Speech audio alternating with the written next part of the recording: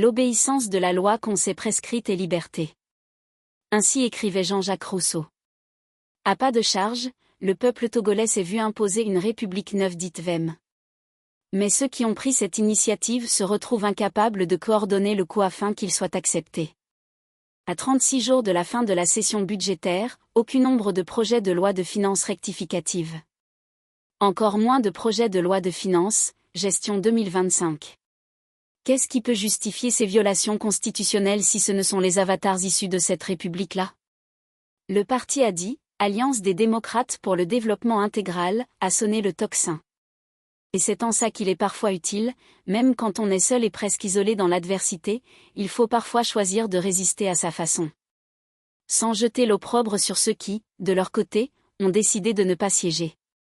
Dans un communiqué titré « Dysfonctionnement dans le processus budgétaire », un signal alarmant pour la gouvernance économique démocratique, l'ADI, lance un appel solennel au gouvernement pour qu'il respecte ses obligations constitutionnelles en mettant à disposition des parlementaires les documents nécessaires à une étude approfondie du budget pour que l'État ne tombe pas dans une gestion catastrophique de dépenses non maîtrisées qui aggraverait la précarité déjà insupportable de la population. Le pire dans ce communiqué de dénonciation vient de ce que les dits retards sont injustifiés. L'exécutif n'a pas d'argument. Mais quand on réfléchit, on comprend qu'il ne peut en être autrement. L'incapacité du Premier ministre à se conformer à la Constitution imposée a des racines lointaines. Après la parenthèse élective du 29 avril 2024, précédée moins d'un mois auparavant par la sinistre adoption d'une nouvelle Constitution, l'équipe gouvernementale de Dame Victoire Tomgadogbe a fini par remettre sa démission à Faure Gnassingbé, le 21 mai. Ailleurs, on n'a pas attendu plus d'une semaine pour reconstituer un nouveau gouvernement avec un nouveau Premier ministre. Mais au Togo, il a fallu 90 jours pour qu'une nouvelle équipe soit mise en place. 3 mois pour former un gouvernement issu du même parti, avec le même Premier ministre. 3 mois de consultation gynécologique pour déterminer qui, au sein du parti UNIR, devront figurer dans le gouvernement. Et c'est le 20 août que l'accouchement, par césarienne, a eu lieu, 35 ministres pour un pays de 8 millions d'âmes.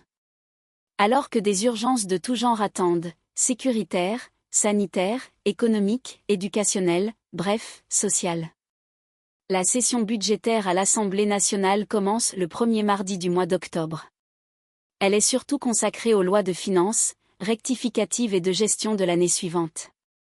Mais quand on brûle allègrement 3 mois dans la formation du gouvernement, comment peut-on apprêter dans les délais les budgets? L'article 30 de la nouvelle Constitution dispose. Le budget de l'État, en recettes et en dépenses, est adopté sous la forme de loi de finances. L'initiative de la loi de finances appartient au président du Conseil.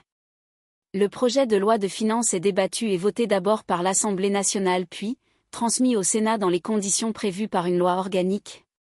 Mais ne connaissant que trop la gouvernance au Togo, il ne serait pas surprenant que le même article soit brandi en son dernier paragraphe pour justifier la gestion par ordonnance. Si le projet de loi de finances n'a pu être déposé en temps utile pour être voté et promulgué avant le début de l'exercice, le président du Conseil demande, d'urgence, d'abord à l'Assemblée nationale puis au Sénat l'autorisation de reprendre le budget de l'année précédente par 12e provisoire. Parce que n'étant pas le fait de l'Assemblée nationale, l'avant-dernier paragraphe du même article ne saura être brandi et qui dispose « Les dispositions du projet de loi peuvent être mises en vigueur par ordonnance si le Parlement ne s'est pas prononcé dans un délai de 45 jours suivant le dépôt du projet de loi et que l'année budgétaire vient à expirer. » Dans ce cas, le gouvernement demande la convocation d'une session extraordinaire, pour la ratification. Si le chef de l'État s'était préoccupé par le respect de la Constitution et avait fait ce qu'il fallait pour que la formation du gouvernement ne prenne pas un trimestre, mais une semaine tout au plus, l'exécutif aurait gagné plus de 2 mois et assurément, ce temps aurait permis aux ministres et autres responsables d'institutions de se mettre au travail et d'apprêter leurs budgets respectifs pour l'Assemblée nationale. Mais vu qu'entre l'exécutif et le législatif, c'est comme l'arbre et l'écorce, on voit mal un député UNIR monter au créneau pour demander des explications à Faure Gnassingbé ou Victoire Tomgadogbe. Aucun député n'a assez de courage pour se faire. Plutôt que de voguer dans les airs et de